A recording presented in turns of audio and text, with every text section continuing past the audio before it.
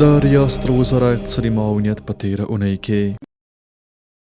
د ریاست الوزراء اقتصادي مرستیال محترم ملا عبدالغني برادر اخوند په مشرۍ لوړ رتبه امارتي پلاوي چې د بهرنیو چارو وزیر محترم مولوي امیرخان متقي هم ملتیا کوله د روان 1403 لمریز کال د جوزا میاشتې په 2 نیټه د ایران اسلامي جمهوریت د جمهور رئیس سید ابراهیم رئیسي او بهرنیو چارو وزیر حسین امیر عبداللهیان د فاتحې په مراسمو کې ګډون وکړ. د اسلامي امارت پلاوي د ایران اسلامي جمهوریت له لوړپوړو حکومتي مسؤلینو سره وکتل او د افغانستان د خلکو او اسلامي امارت په استازولۍ له ایران سره ځان په غم کې شریک وباله او د ایران حکومتي مسؤلینو او ولس ته د همدردۍ او تسلیت مراتب وړاندې کړل.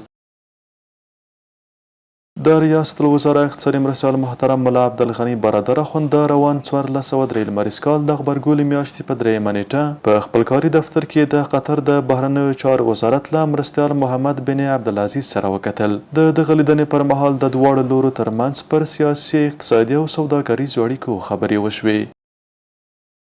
د پانګونې بین الوزارتي کمیټې نوبتي غونډه د روان 1403 لمریز کال د جوزا میاشتې په لومړۍ نیټه په مرمرینه ماڼۍ کې جوړه شوه. د خصوصي سکتور له لوري د حیرتان بندر اړوند نایب آباد سټیشن کې پر نړیوالو معیارونو د برابر سوداګریز مرکز، جلال آباد ښار کې د سوداګریز مارکیټ جوړولو او یو شمېر نورو برخو کې د پانګونې طرحې د بحث لپاره وړاندې شوې چې تر هر اړخیز بحث وروسته یې په اړه لازمې پریکړې او تصامیم ونیول شول. جوړې بدې شاړې کړم ښایسته به دې څو چند کړم